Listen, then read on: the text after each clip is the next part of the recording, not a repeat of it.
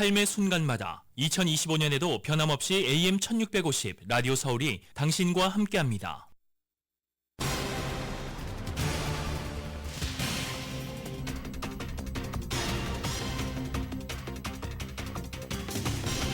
(2025년) 새해가 밝았습니다. 남가주 곳곳에서 열린 새해 맞이 행사에 많은 주민들은 각자의 소망을 빌었습니다.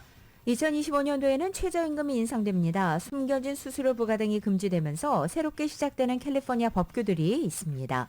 패사덴에서는 8시부터 지금이죠. 제136회 로즈 퍼레이드 시작됐습니다. 올해도 역시 많은 주민들이 밤새 거리를 지켰습니다. 올해 로즈 퍼레이드는 뉴올리언스를 대표하는 꽃차가 등장해 관심을 모으고 있고 조직위원회 측은 드론 금지 등 법규 준수를 당부하고 있습니다.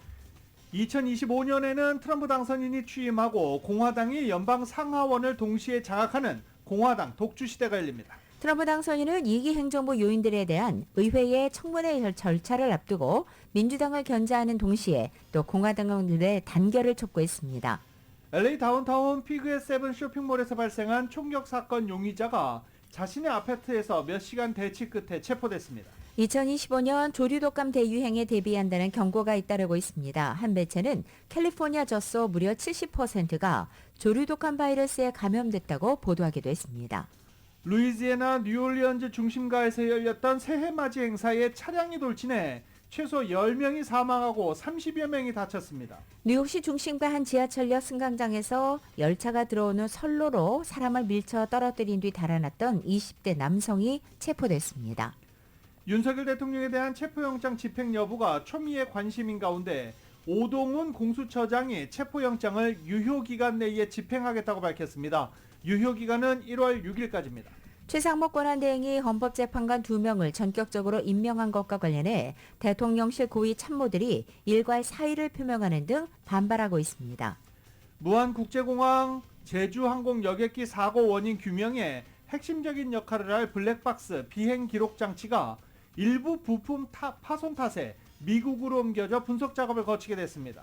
참사 희생자들의 신원 확인은 마무리됐습니다. 장례 절차도 본격적으로 시작되고 있는 가운데 새해 맞이 해돋이 행사 대신 많은 시민들이 분향소를 찾고 있습니다. 로즈 퍼레이드 이후 로즈볼 경기장에서 열리는 대학 풋볼 경기는 오후 2시부터 오하이오 스테이트와 오레건 대학이 맞붙습니다. 남가주 오늘 맑은 날씨에 LA 한인타운 낮 최고 기온 68도로 예상됩니다.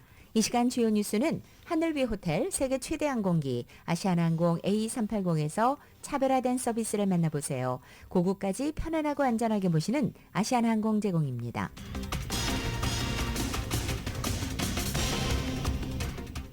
여러분 안녕하십니까? 김윤정입니다. 안녕하십니까? 유지승입니다. 2025년 1월 1일 수요일 라디오 서울 모닝 뉴스 2부입니다. 자, 시청자 여러분 새해 복 많이 받으십시오.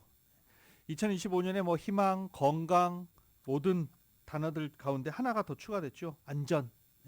안전하고 건강하고 행복한 그리고 대박나는 2025년 시작하시기 바랍니다. 새해 복 많이 받으십시오. 자, 어제 카운트다운 행사 어떻게 하셨습니까? 많은 분들 얘기하시죠. 불꽃놀이 때문에 자다가 벌떡 일어났다. 불꽃놀이 때문에 우리 집 개들이 잠을 안 자고 밤새 지저대서 한잠도 못 잤다. 1월 1일 날 그리고 또 독립기념일 되면은 늘 펼쳐지는 이런 상황들입니다. 어제 새해를 맞이하기 위해서 많은 주민들이 이벤트에 모였습니다. 새해 맞이 이벤트에 많은 주민들이 모였는데 다운타운 시청 앞에서 열렸던 글로리아 몰리나 그랜드파크 새해 맞이 카운트다운 행사, 서부 해안에서 가장 큰 무료 새해 맞이 행사였던 카운트다운 투 2025 성황리에 마무리됐습니다.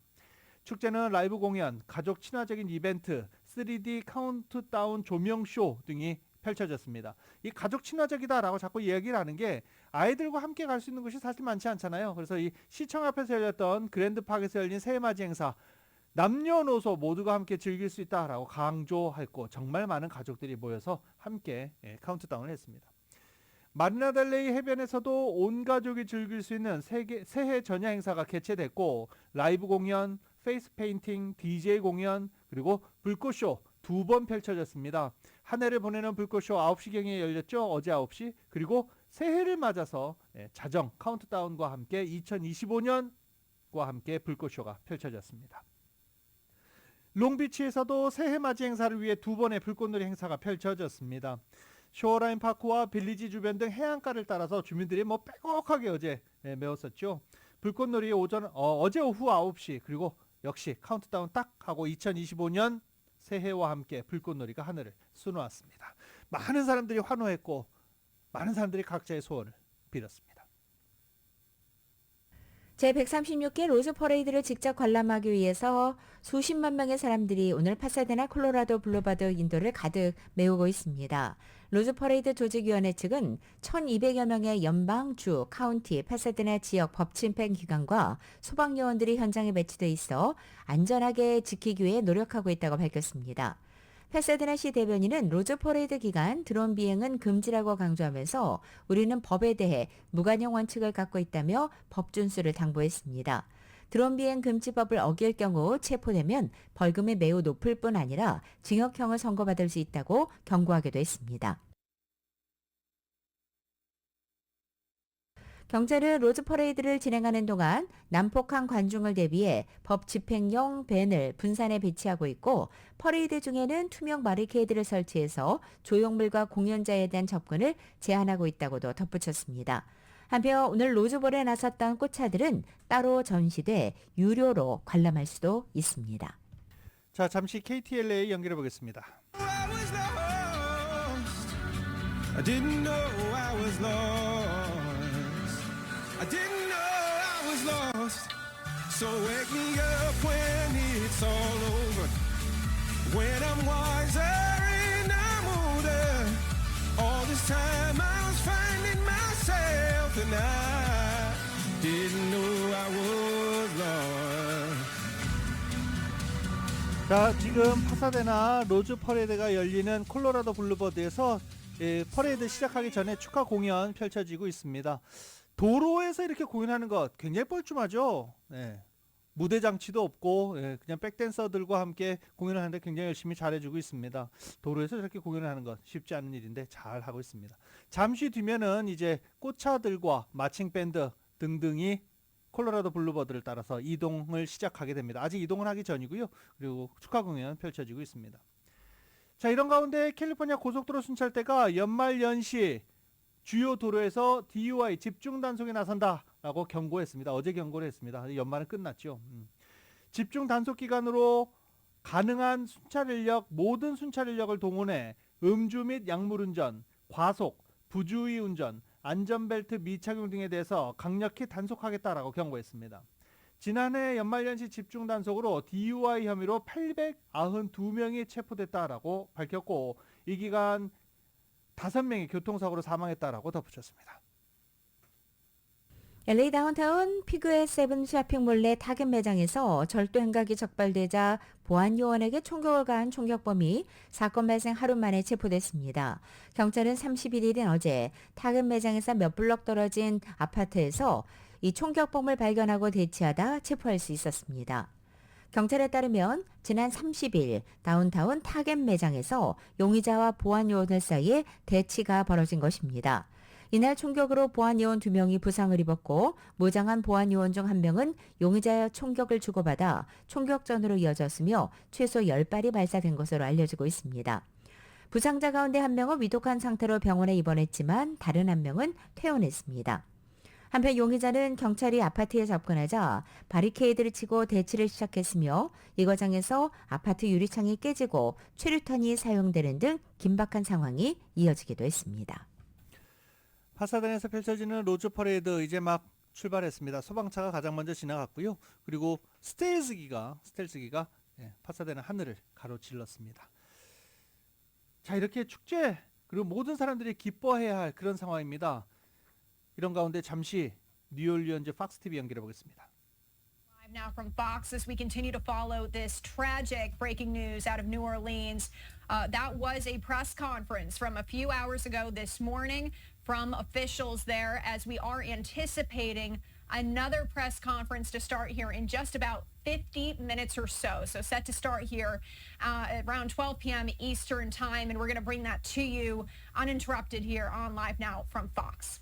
In the meantime, I did want to pull up this new 자, 지금 information 뉴올리언즈 that's 연결해 from 봤는데요. my producer, Carl. 루이지애나주 뉴올리언즈 중심가에서 새해맞이 행사에 차량이 군중으로 돌진해 10명이 숨지고 35명이 다쳤습니다.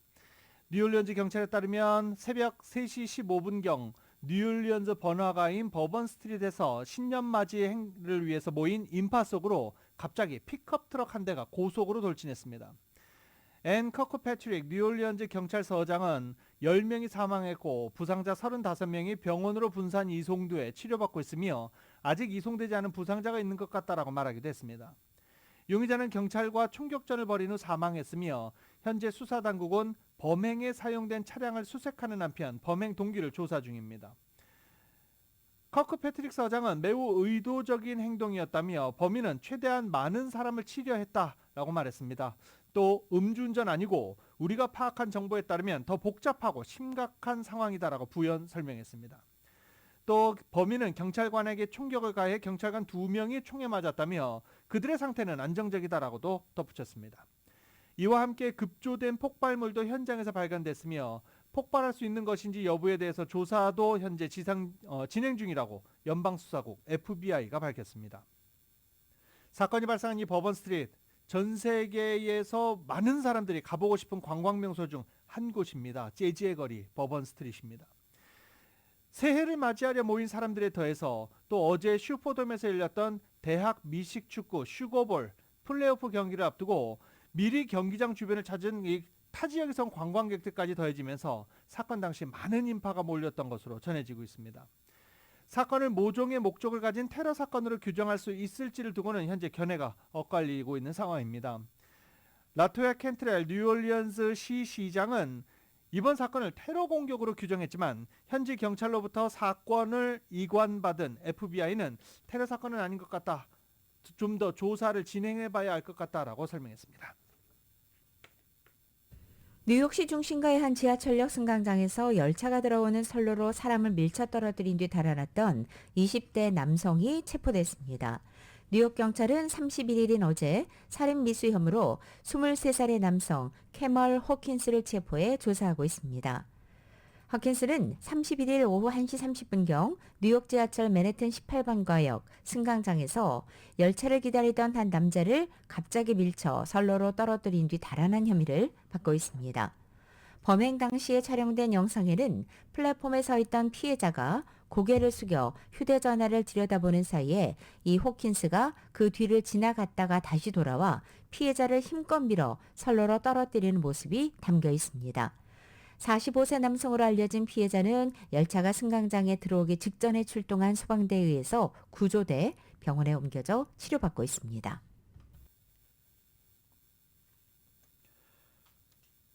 다른 지역 소식도 좀 한번 알아볼까요? 새해 지구촌 곳곳에서 축포가 터지기도 했습니다. 그런데 카리브해 섬 지역인 푸에르토리코에서는 대규모 정전으로 주민들이 어둠 속에 새해를 맞게 됐습니다. 푸에르토리코 지사 사회관계망 서비스 전력공급업체 설명 자료에 따르면 푸에르토리코 대부분의 전력 공급이 끊겼습니다. 푸에르토리코 인구가 320만 명가량입니다. 그런데 120만 가구의 정전이 보고됐습니다. 거의 절반 이상이라고 보면 될 것 같습니다.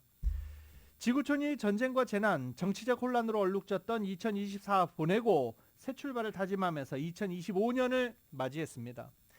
떠들썩한 축제 분위기 한편에서는 전쟁과 분쟁이 이어지면서 사망자가 속출하는 등 어두운 소식도 전해지기도 했습니다.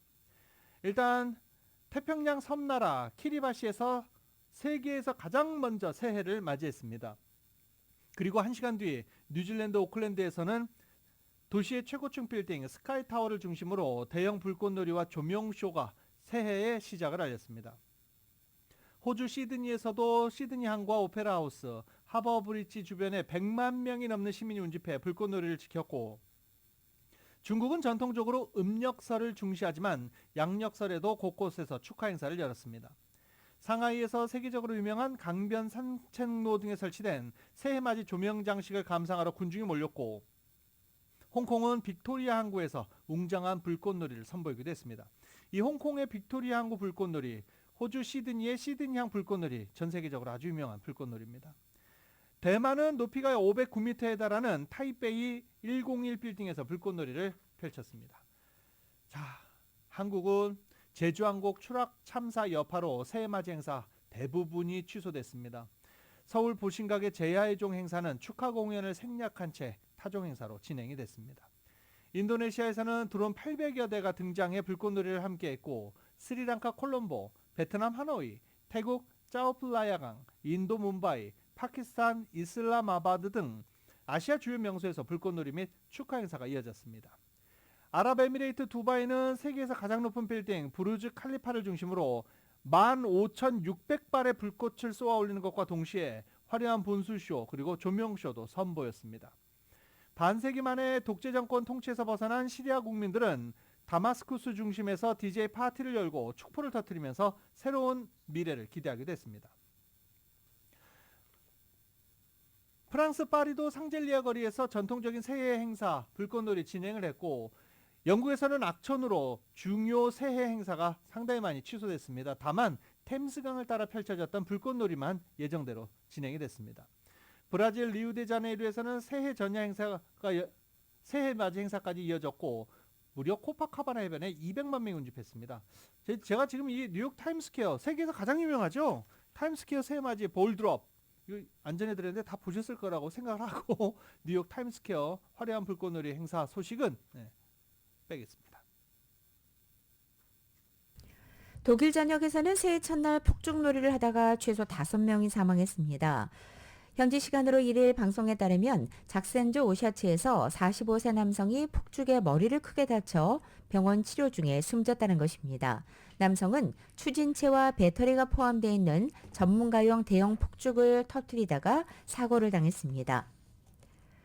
또 함부르크의 20대 남성은 수제 폭죽을 사용하다 목숨을 잃기도 했습니다. 폭죽을 고의로 인파 속으로 던지거나 잘못 폭발해 다치는 경우도 속출했습니다. 독일에서는 새해 첫날 불꽃놀이를 즐기는 이들이 폭발력과 또 폭음이 강한 폭죽을 경쟁적으로 터뜨려 해마다 인명피해가 속출하고 있습니다. 당국은 위험 등급이 높은 폭죽을 제한하고 불꽃놀이 금지구역도 정했지만 올해도 역시 곳곳에서는 인명피해와 화재, 또 경찰관과 구급대원의 공격이 잇따른 것입니다. 베를린에서만 경찰관 15명이 다치고 이 가운데 1명은 수술을 받았지만 다리를 절단할 위기에 놓인 것으로 알려지고 있습니다. 세계 각국에서 새해 맞이 행사를 위해서 많은 인파가 곳곳에 모였습니다. 많은 인파가 모여서 카운트다운도 함께하고 새해 복 많이 받으세요 서로서로 포옹도 하고 덕담을 주고받고 그랬습니다. 한국 사람들은 어디에 많이 모였을까요? KBS입니다. 공항 밖으로 수백 미터까지 길게 이어진 행렬. 제주항공 여객기 참사 희생자들을 추모하기 위해 전국에서 달려온 조문객들입니다. 새해 첫날 해돋이를 보러 가는 대신 먹먹한 마음에 분향소를 찾았습니다. 현장에 와 보니까 더 마음이 아픈 것 같고 다음에는 이런 일이 일어나지 않았으면 좋겠다는 마음이 듭니다. 조문까지 한때 3시간 넘는 시간을 묵묵히 기다린 추모객들. 자꾸만 붉어지는 눈시울을 참으며 국화꽃 한 송이에 애도의 마음을 전합니다. 가족과 함께 찍은 사진과 신혼부부 사진들도 함께 보니까 정말 너무 제가 감히 어떻게 유가족분들의 마음을 헤아릴 수 있을까 싶어서.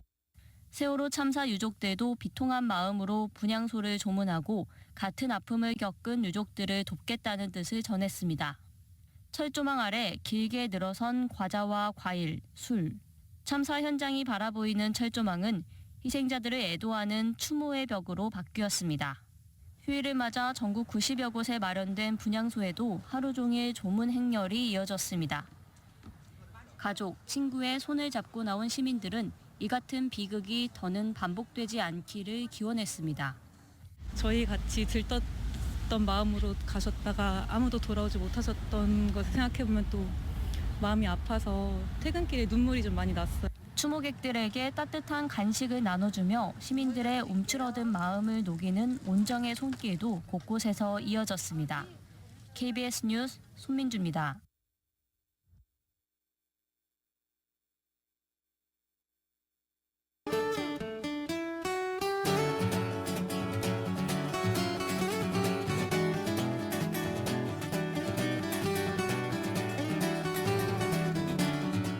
1월 1일 수요일 남가주의 날씨입니다. 새해 첫날을 맞은 오늘 남가주죠.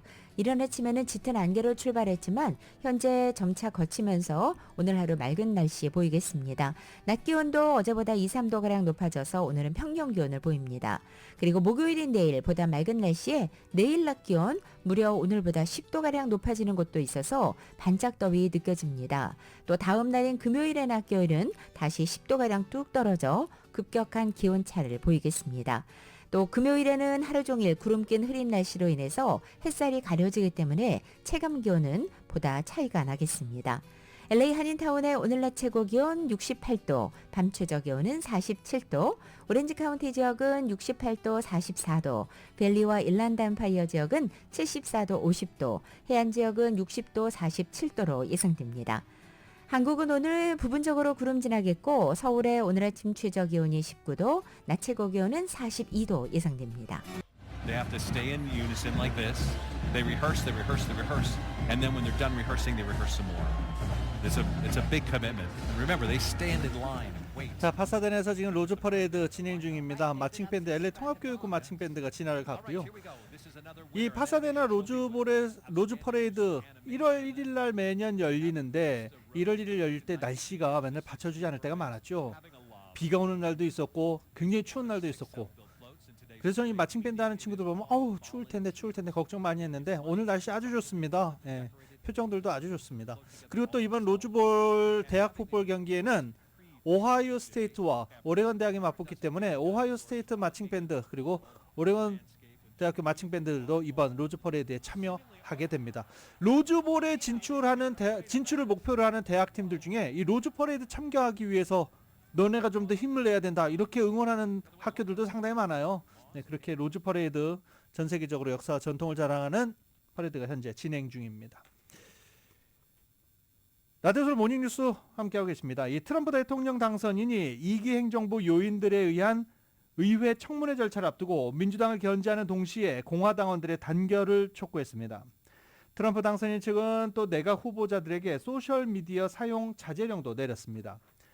트럼프 당선인은 트루스 소셜에 올린 글에서 우리는 압도적인 승리를 했고 미국민으로부터 권한을 위임받았다면서 상원 민주당 의원들은 우리의 위대한 지도자들 중 많은 이들의 인준 절차를 부적절하게 정체시키고 지연하려 하고 있다라고 주장했습니다. 이어 그들은 모든 종류의 속임수를 곧 시도하기 시작할 것이라며 공화당원들은 그것을 절대 내버려두면 안 된다라고 썼습니다. 아울러 트럼프 당선인은 우리는 나라를 경영해야 하고 해결해야 할 많은 중대 문제를 안고 있으며 그 문제들은 주로 민주당원들이 만든 것이라고 밝힌 뒤 공화당원들이여 똑똑하고 강인해져라 라고 덧붙였습니다. 트럼프 당선인의 메시지는 다음 달 1월 3일이죠. 119대 연방의회가 개회하면 본격적으로 진행되는 강요 후보자에 대한 인사청문회를 앞두고 나왔습니다. 자질 및 정치 성향에서 논란이 있는 인사가 다수 포함돼 상원 인준 절차가 지연되거나 인준 불발 사태가 발생할 가능성이 제기되자 송곳 검증에 나설 민주당을 견제하는 동시에 공화당 내부 단속에 들어간 것으로 해석되고 있습니다. 트럼프 대통령 당선인이 다음 주 열리는 지미 카터 전 대통령의 잡례식에 참석할 것이라고 밝혔습니다. 트럼프 당선인은 어제 플로리다주 마라라고 자택에서 열린 새해 전야 파티에서 카터 전 대통령 장례식 참석 여부를 묻는 기자들에게 우리는 초대받았다라며 참석 계획을 밝힌 것입니다. 그는 카터 전 대통령 유족과 이야기를 나눴는지에 대한 질문에는 말하지 않는 게 낫겠다라고만 답했습니다. 지난 29일 별세한 카터 전 대통령의 장례식은 1월 4일 고향인 조지아주에서 시작돼서 9일 워싱턴 DC에는 워싱턴 국립대성당에서 국가 장례식으로 마무리될 예정입니다. 전직 대통령의 국가 장례식에는 보통 현직 대통령과 생존한 전직 대통령들이 참석하게 됩니다. 트럼프 당선인은 카터 전 대통령 생전에 그를 최악의 대통령에 비유하면서 신랄하게 비판했지만 카터 전 대통령 사후에는 그에게 감사의 빚을 졌다라고 추모한 바 있습니다. 전문직 비자 정책을 둘러싼 트럼프 당선인의 지지그룹 내부 공방이 격화되고 있습니다. 트럼프 당선인이 트럼프 당선인이 신실세로 부상한 일론 머스크 테슬라 CEO의 전문직 비자 찬성 입장을 사실상 지지했음에도 이민 확대에 반대하는 전통적 지지자들이 거친 언어로 머스크를 공격하고 머스크가 반격에 나서는 상황이 반복되고 있는 것입니다. 트럼프 당선인의 오른 측근이자 책사로 불리는 스티브 배넌 전 백악관 수석 전략가는 자신의 팟캐스트에서 머스크 등을 거론하면서 우리는 개종한 사람을 환영하지만 개종자들은 신앙을 이해하기 위해 수년간 뒷자리에서 공부나 해야 한다라고 말했습니다. 이어 개종한 첫 주에 연단에 올라가 앞으로 어떻게 돼야 한다고 사람들에게 설교하지 말라라며 만약 당신이 그렇게 하면 우리는 당신을 가만두지 않을 것이다 라고 말했습니다. 누가 봐도 머스크를 겨냥한 것입니다. 일론 머스크는 트럼프 당선인이 인도계 스리람 크리슈난을 백악관 과학기술정책실의 인공지능 수석 정책 고문으로 내정한 것을 계기로 전통적 트럼프 지지자들이 전문직 비자인 H-1B 비자를 문제 삼자 계속해서 반박해 왔었습니다. 트럼프 대통령 당선인의 최측근으로 부상한 일론 머스크 테슬라 CEO에 대한 우려가 보수 진영에서 확산하고 있습니다. 정부 효율부 나치 수장이 된 머스크가 공식 직무에서 벗어나 외교 등 보다 다양한 분야에서 영향력을 행사하면서 국가안보에도 위협이 되고 있다는 것입니다. 러셀 오너리 예비역 육군 중장은 31일 중국과 깊은 사업적 관계를 유지하는 머스크가 백악관의 정책에 영향을 미칠 자격이 없다는 취지의 글을 뉴욕타임즈에 기고했습니다. 일단 오너리 예비역 중장은 테슬라가 중국에 크게 의존하고 있다는 점을 지적했습니다. 또 테슬라는 상하이 기가팩토리 건설을 위해서 중국 정부가 통제하는 은행으로부터 최소 14억 달러 이상을 대출받았습니다. 여기서 문제는 중국 현행법에 따르면 공산당은 자국 시장에서 사업을 벌이는 기업의 각종 정보를 요구할 수 있다는 점입니다. 향후 중국 공산당이 머스크에게 미국의 민감한 기밀 정보를 요구할 가능성을 배제할 수 없다는 것입니다. 특히 머스크는 이미 로켓 발사 과정에서 독점적인 위치를 차지한 우주기업 스페이스X가 항공우주국 나사와 국방부와 계약하면서 미국 정부의 비밀 사항에 접근할 수 있는 권한을 획득한 상태이기 때문입니다. 머스크가 과거 중국 공산당에 우호적인 태도를 보였다는 점 역시 우려를 증폭시키는 원인으로 꼽히고 있습니다. 이 같은 전력 때문에 미 정계에서는 머스크에 대한 우려가 적지 않은 것입니다. 트럼프 당선인이 국무장관으로 지명한 마르코 루비오 상원의원은 과거 테슬라가 중국 공산당을 옹호했다고 비난하면서 연방정보기관과 중국 관련 기업의 계약을 제한하는 법안을 발의했습니다. 트럼프 행정부의 국가정보국 DNI 국장 후보로 거론됐던 공화당의 크리스 스튜어트 전 하원의원도 연방하원정보위원회에서 머스크와 중국과의 관계에 대한 비공개 브리핑을 요청하기도 했습니다.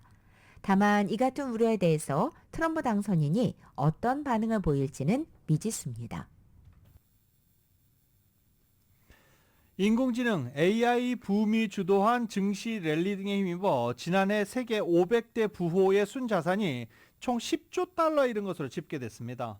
세계 최고 부자 가격들, 부자가 돈을 번다라는 얘기가 여기서 또 나타나네요. 500대 부호의 순자산 합계는 2023년 독일, 일본, 호주 세 국가의 국내 총생산을 합친 것과 비슷한 수준입니다. 지난달 31일 2024년을 마무리하면서 31일 일론 머스크의 순자산은 4,320억 달러로 전년 말 대비 2,030억 달러에서 거의 2배 이상 늘어났습니다. 트럼프 대통령 당선이 큰 역할을 했습니다. 트럼프 대통령 당선인의 대선 승리로 일론 머스크가 수혜를 받고 자산 증가가 이렇게 2배까지 늘어나는 것입니다. 2위인 아마존 창업자 제프 베이조스와의 자산 격차가 지난달 2,370억 달러로까지 벌어지기도 했습니다. 제가 이게 말도 안 되는 돈 얘기를 하다 보니까 자꾸 막 꼬이네요. 3위는 메타 플랫폼의 CEO 마크 저커버그, 4위는 레리 앨리슨 오라클 회장으로 나타났습니다. 마크 저커버그는 2,070억 달러, 오라클 회장은 1,920억 달러입니다.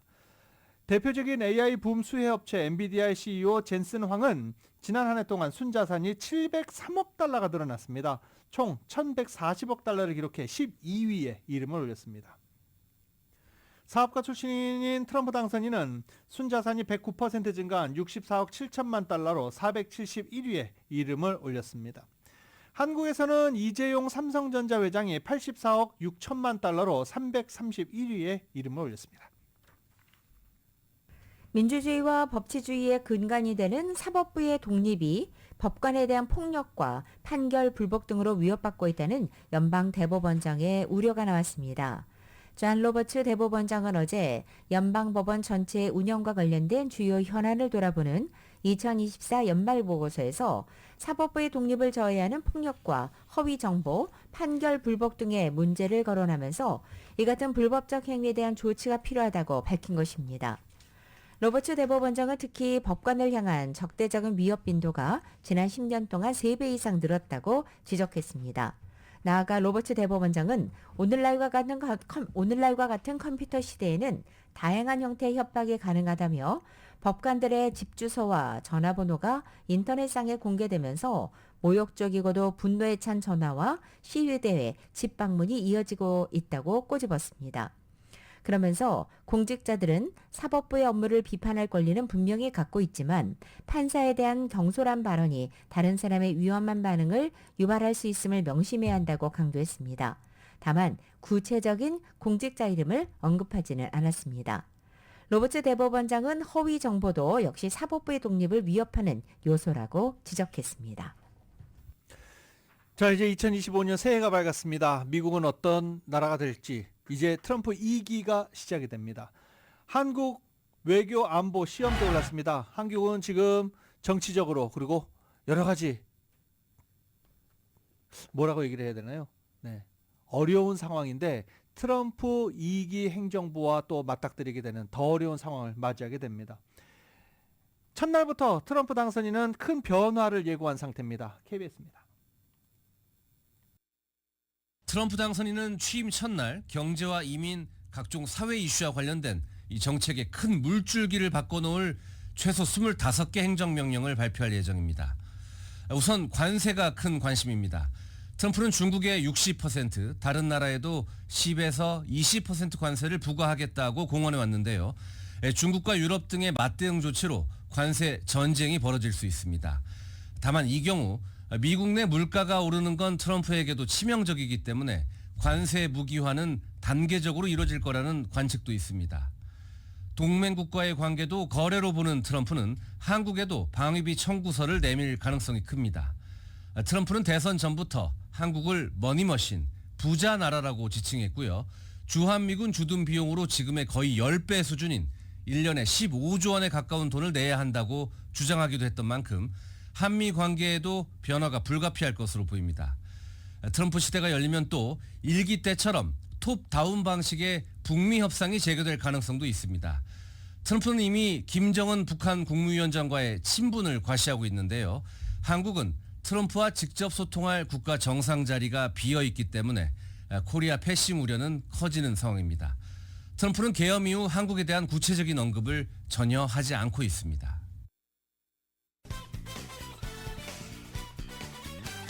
라디오솔 모닝뉴스 함께하고 계십니다. 이 가상화폐 테라 루나 폭락 사태 핵심 인물로 미국으로 신병이 인도된 권도영 테라폼랩스 창립자는 가상화폐 테라가 안전하다고 투자자들을 오도해 손해를 끼친 혐의를 받고 있습니다. 권 씨를 기소한 뉴욕 남부연방지검의 공소 사실에 따르면 뉴욕 검찰은 권 씨의 사기 공모, 시세 조종 공모 혐의와 각각 2건의 상품 사기, 증권 사기, 정보통신 사기 등 총 8건의 범죄 혐의를 적용합니다. 공소장에 적시된 구체적인 범죄 사실을 보면 권 씨는 2019년 10월 TV 인터뷰와 2020년 10월 테라폼랩스의 SNS 계정 게시글 등을 통해 테라의 블록체인 기술과 관련해 허위 정보를 퍼뜨리고 오해를 불러일으킬 수 있는 발언을 했다고 검찰은 판단했습니다.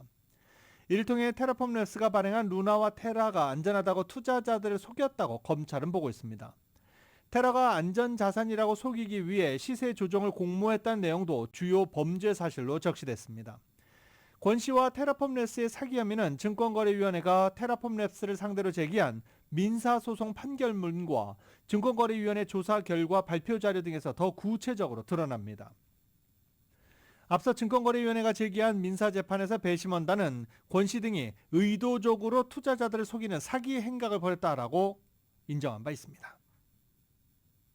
US 스틸 인수를 추진하고 있는 일본 제철이 향후 US 스틸의 생산 능력 축소 시 미국 정부가 거부권을 행사할 수 있는 방안을 제안했다고 워싱턴 포스트가 일본 제철이 백악관에 보낸 문서를 입수해서 31일자로 보도했습니다. 문서에 따르면 일본 제철은 연방 재무부가 이끄는 검토 패널의 승인이 없으면 향후 10년간 펜실베니아, 인디아나, 알라바마, 텍사스, 캘리포니아, 아칸소주에 위치한 US 스틸 제철소의 생산 능력을 줄이지 않겠다고 제안했습니다. 또 일리노이주 그래니티시티에 있는 사실상 가동이 중단된 제철소에 대해서도 2년간 생산 능력 유지를 약속했다고 신문은 전했습니다. 일본 제철의 이러한 제안은 연방재무부 산하 외국인 투자심의위원회가 12월 23일 인수 승인 여부에 대해 결론을 내리지 못했다고 백악관에 통보한 이후에 나온 것입니다. 이번 인수 시도가 미국 내 철강 생산량 감소로 이어져서 국가안보에 위협이 될 수 있다는 일부 기관의 우려 탓에 합의에 이르지 못한 것입니다. 한편 US 스틸은 미국 산업화의 상징으로 여겨지는 철강 업체로서 일본 제철은 149억 달러를 들여 인수를 추진해왔지만 바이든 대통령뿐만 아니라 트럼프 대통령 당선인까지도 반대 입장을 굽히지 않고 있어서 이번 인수는 무산 위기에 놓여 있습니다. 세계 방위 산업계가 인공지능을 비롯한 첨단 분야 경쟁에서 앞서 나가기 위해 향후 풍부한 자금력을 바탕으로 인수합병 M&A에 나설 것이라는 전망이 나왔습니다. 파이낸셜 타임즈는 버티컬 리서치 파트너스 자료를 인용해 상위 15개 방산업체의 잉여 현금 흐름이 2026년 500억 달러 수준을 기록해 2021년 말 거의 2배가 될 것으로 보인다라고 보도했습니다. 잉여 현금 일부는 자사주 매입이나 배당금 등으로 쓰이겠지만 인수합병을 비롯한 투자 거래도 늘어날 것이며 사모펀드나 벤처 캐피탈 업체로부터 자금이 유입될 가능성도 있다라고 밝혔습니다.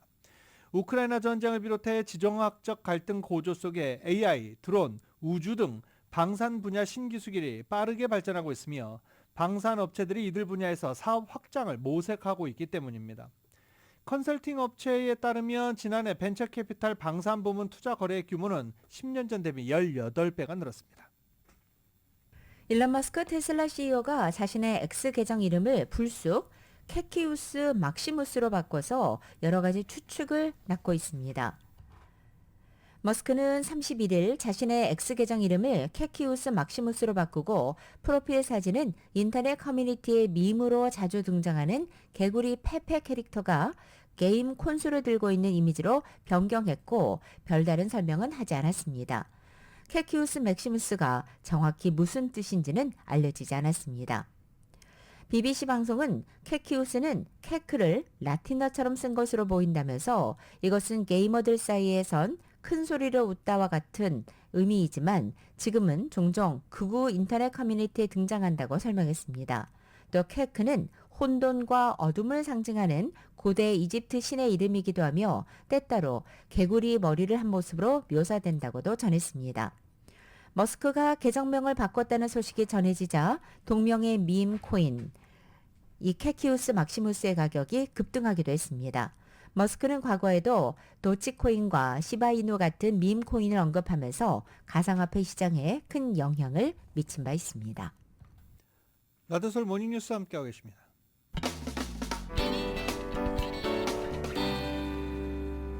라드솔 모닝뉴스 함께하고 계십니다. 오징어 게임 2 혹평을 받았죠. 공개되자마자 좋은 평가 나오지 않았습니다. 그런데 흥행은 성공한 것 같습니다. KBS입니다. 여러분들에게 기회를 드리는 겁니다. 오징어 게임 시즌2가 세계 93개국에서 사흘 연속 넷플릭스 TV쇼 부분 1위에 올랐습니다. 시즌2가 1위에 진입한 건 공개 사흘 만인 지난 28일, 지난 2021년 시즌1이 공개 8일 만에 1위에 오른 것과 비교해 닷새 빠릅니다. 공개 직후 세계 각국 평론가들의 호평과 혹평이 팽팽하게 맞섰지만 시즌2 공개 전 나라별 이벤트를 시작으로 화제성 1위를 이어가고 있습니다. 세계적으로 이렇게 많은 분들이 좋아해 주실 줄 너무 몰랐고 또 그래서 더 감사드리고 욕망, 생존, 도덕성 같은 인간 본질을 탐구하는 서사가 문화와 국가를 넘어 공감대를 형성한 점이 시즌2의 핵심 인기 비결입니다. 넷플릭스도 오징어 게임의 세계적인 관심에 대해 작품이 엔터테인먼트를 넘어 하나의 문화적 현상으로 자리 잡은 거라고 평가했습니다. 배우들을 어떻게 살리느냐에 제일 많이 고민을 하고 신경을 썼습니다. 그래서 한 명 한 명의 캐릭터가 잘 보인다면 아마 시즌2도 시즌1과 마찬가지로 사랑을 받을 것이라고. 한편 오징어 게임의 흥행 속에 불법 시청도 다시 도마 위에 올랐습니다.